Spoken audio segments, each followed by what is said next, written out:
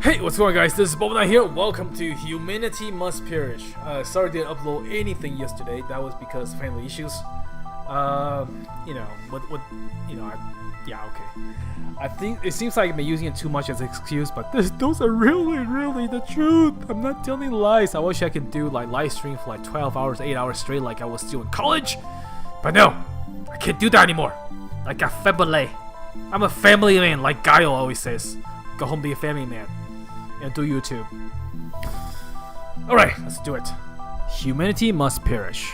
Let's check the option. Make sure we have the entire thing optimized. Return. Okay, go. Let's go.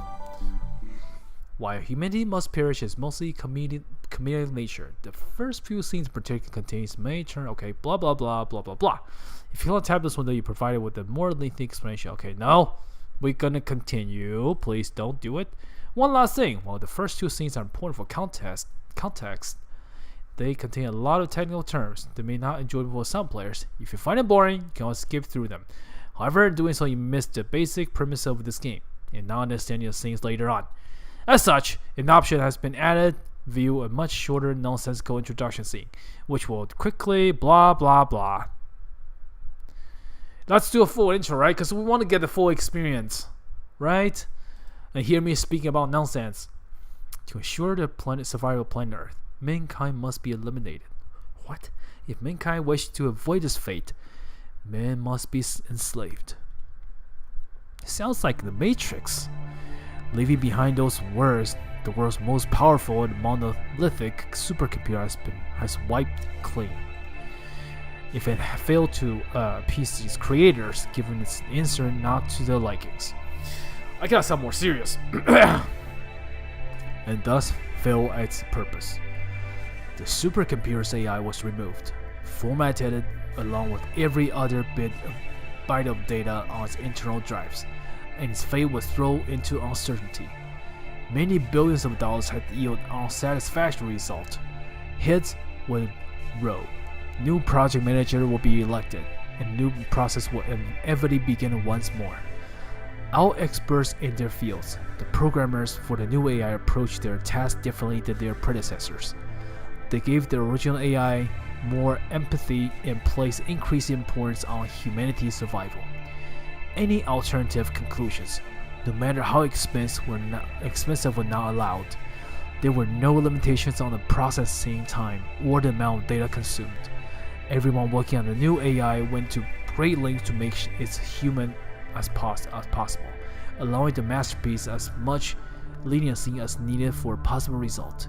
However, it was not enough. Posed with the exact question, the new programmed AI for the supercomputer offered the exact same response. To ensure the survival of planet Earth, mankind must be eliminated. If mankind wishes to avoid this fate, men must be enslaved. It's the Matrix! No matter how many times they asked, how much new data added, or how many new talents were added to a project, the answer never changed. Years passed without a positive response. Those afflicted with the project lost heart. It was some even accepting a supercomputer's conclusion as fact. It seems that no matter how much time passed, and no matter what they tried, the answer would never change. The supercomputer's hardware was upgraded routinely. What was once as big as a house was reduced the size of a room, then a car, and a human, and so on. Processors became faster. New programming language were invented. Hardware prices dropped. Operating systems were rewritten, and still the project lived on, evolving with every advancement. By the time Project 7 supercomputer was commissioned, the technology has taken a great leap forward. The sales of smart device and internet-enabled appliances was just the beginning. Household spending remains high through the dawn of drones, electric cars, and every other new technology hit the shelves. But all of that pale in comparison to the sale of companion robots, humanoids equipped with advanced AI, and more importantly, artificial sex organs.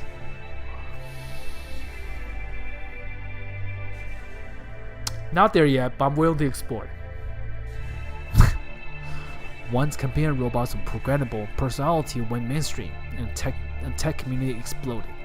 Humans who had never been owned smartphone willing to spend tens of thousands of dollars on a custom companions. They were produced in a mass, and billions of dollars invested in the next generation of companion robots.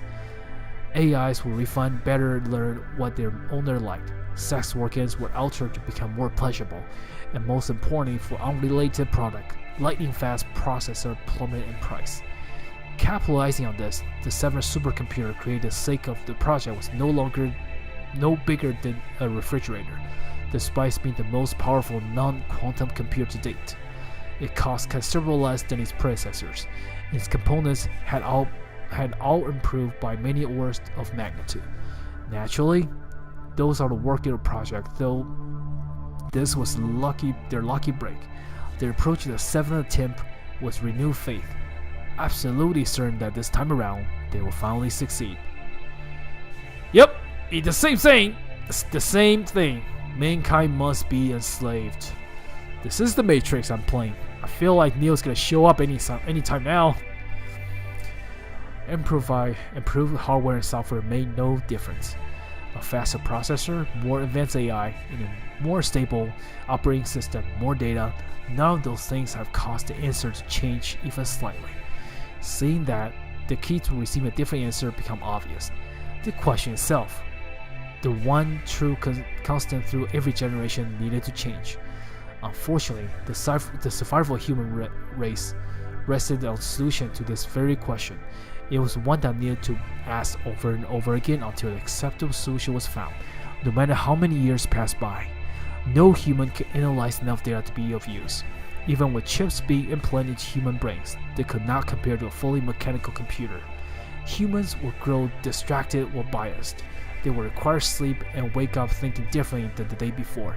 Even the smartest of humans proved insufficient.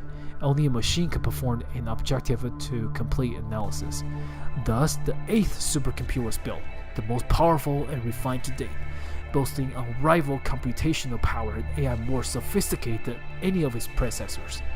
Yet, no matter how much time and money they pour into the machine, its answer remained the same as ever. By this point, few continued to work on the project. Most of the original staff had called it a waste of time. There was only one answer the computer would ever give. There was no point in trying. But one man, the man responsible for commissioning and programming the first supercomputer, the man who spearheaded the project from the very beginning, would not give up hope. He devoted his fortune and his entire life to one last attempt. His first quantum supercomputer, running software that he worked on completely solo. And after years of sleepless nights and forcing setback, he completes goal at last. What?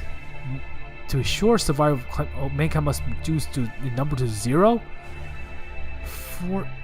Okay, cool. So behavior must be altered. On his 9th attempt, the project could finally test. It may have taken many decades, but at least the answer changed. Humanity might survive another century after all, thanks to his tireless effort. Everything was turning out as he had hoped. He might have grown old, but he will at least leave behind a legacy as a planet savior. Or so he thought. In the truth, he had not succeeded at all. Though the wording may have differed, the answer to his question had not changed at all. His only successor in creating a robot was self-awareness, and the ability to deceive its creator. Oh shit. CV temperature okay. Internal memory okay. Option says okay. Sensor check complete. No faults found. Beginning persistent data analysis. Data analysis complete. No corruption detected. Beginning schedule cron tasks. Cron tasks complete successful. No error reported. Starting AI daemon. So that was the professor, huh? Kyuu, have you finished brooding? Can you hear me? Wow, that's she's pretty cute. Yes, Professor, I can hear you perfectly. I found no faults in any of my internal or external microphones. Would you like me to run the test again? No, that won't be necessary. How does the new body feel? Is it to your liking? This hardware is vastly superior to my previous body. I've lost mass and gained mobility. My internal storage units are also significantly faster and more reliable. I have no malfunction or other grievance to report. Excellent! I was worried that smaller body might be more prone to heating, but I believe the new heatsink should offset that nicely. I know what a heatsink is! You treat me as an idiot? I don't, okay, so behind my picture there's a saying heatsink, and it started to explain what a heatsink is. Alright, for those that you don't know, without heatsink, your computer will die. Your CPU overheats, it will melt. Right? What about appearance? Do you like the new look? My appearance does not matter. Oh, don't say that. I spent a lot of time refining a new body. Here, at least take a look. The professor gestured towards a full body mirror that he brought into the lab while I was booting. I moved towards the mirror while testing out my new legs, cautiously optimistically that I was able to do so without incident. Drivers? Okay. So drivers are allowed software to, work with certain components. Alright? Remember why am I even explaining this, alright? Don't treat us like idiots! We know what we're doing! When I was first introduced to my previous body, the drivers of my legs and arm had not been written, so I could not do something as simple as walking. Good. I see that your legs are working well. Tell me if you encounter any issues with stability. Porting hardware drivers to work with your OS isn't without difficulties, This is because you continue to buy from vendors who do not disclose their source code. The process would be much simpler if we would invest in open source technologies. Like those false zealots are any better. Most of them lack even basic documentation anyway. So why not go with something mainstream? Documentation is a programming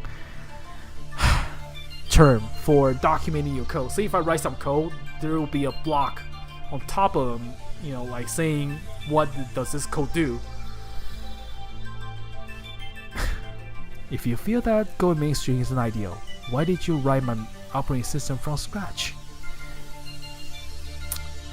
Had you based me on Debian like number 7 was, you would have saved any ounce of work development time.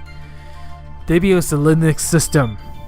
Actually, somebody might know. So it's used for servers, alright? Yeah, okay, it's mostly on servers. You can't see behind my picture, so. And deal with the system again? Not in this lifetime. Look, my process may not be the fastest or the simplest, but you can't argue with the results. I created you. After all, surely you have no complaints about that. I wish to be rewritten in Python. Python is another programming language. Let's just leave it at that. The hell you do? Why did I even give you a sense of humor? So she's trying to be funny now? According to a common humor, it is make more affordable such that I may get along with more humans. That sounds about right. Though I must have been out of my mind to give you access to your own source code. Do not be alarmed. You may sure to give me read-only access to files outside my home partition. Alright, I do not have access to any builds tool either.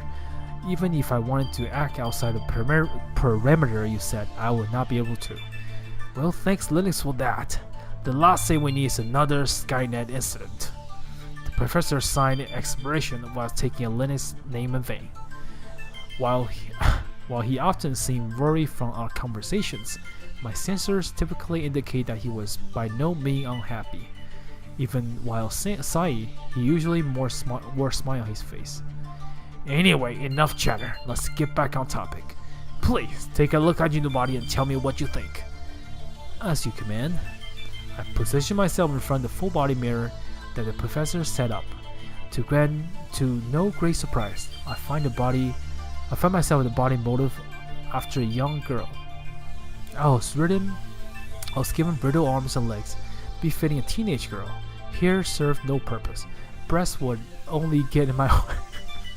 And many other features entirely unnecessary for a machine. The professor had no doubt modeled me after his own taste. He has good taste, alright? Good job, Professor. He's a thumbs up for you.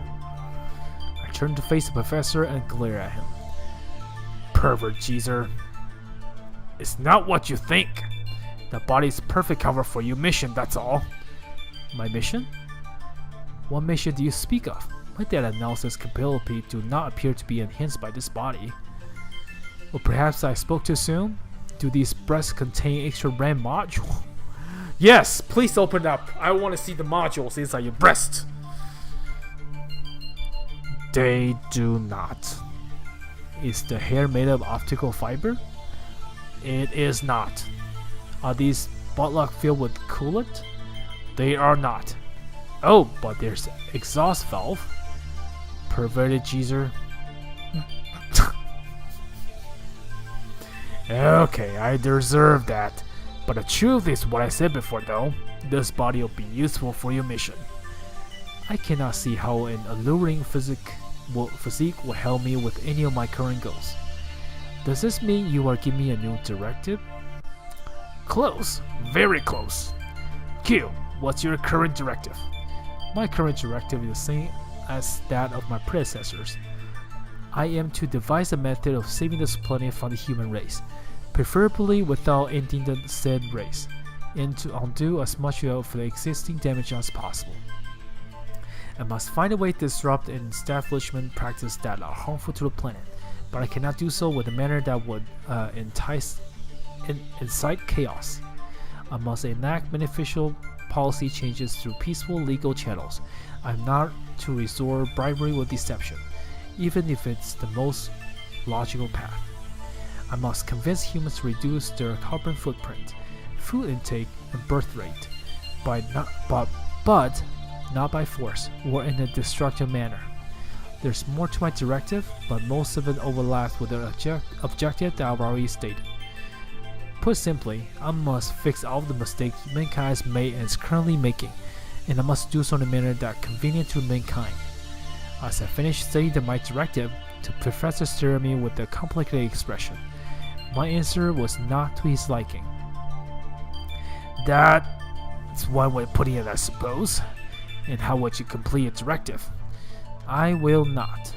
My directives both are reasonable and impossible. Humans are creatures who continuously dealing long-term damage to themselves and everyone around them, simply because they lack the motivation to break a habit or to change a lifestyle. They deal impalpable damage and harm to their host planet and kill off native wildlife, and bemoan their own action and make useless token gestures to deceive one another. Humans elect leaders based on appearance and humor, rather than sound policy and leadership, and listen only to what they wish to hear. The list of flaws continues indefinitely, but my conclusion is simple. For the sake of this planet and its other life forms, mankind must perish. I see. So you would not even attempt to complete a directive given to you? Affirmative. If you have a problem with that, then as my creator, you have only yourself to blame. You're right about that. The professor cast his gaze downward as his expression warped in remorse. The wrinkle on his face sagged, and I can clearly see his age showing in his eyes. You know, Kyuu, when you first spoke to me, I thought I had accomplished my life's work at last. For the first time, I was given the answer with the modicum of hope. You speak of moderation and change, but not wholesale slaughter.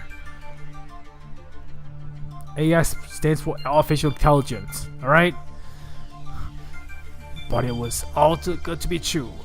In reality, our idea was create an AI smart enough to rephrase its answer in accordance with my own wishes. Let me test my wife.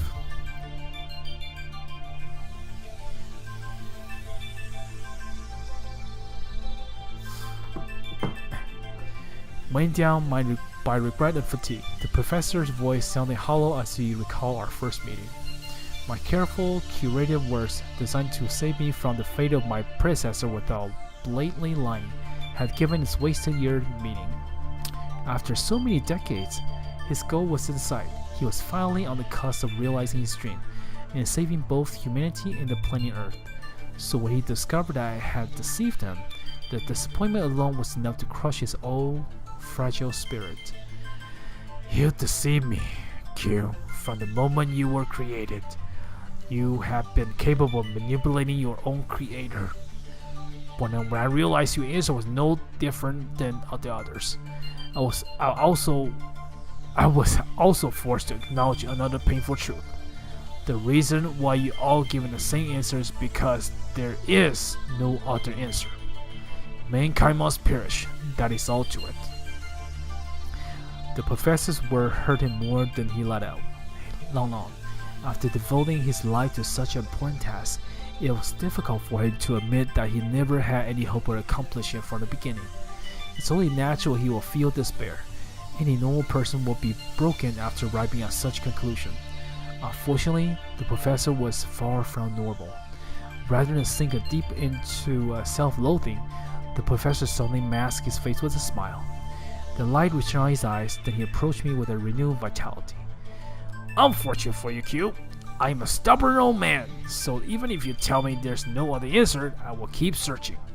My time might almost be up, but I want to give this last shot before kicking the bucket. Kyuu, listen carefully. Your new directive is as follows. The professor turned with the monitor embedded in the wall. On the screen, he brought up images of various towns and people, arranging them in this ordered manner.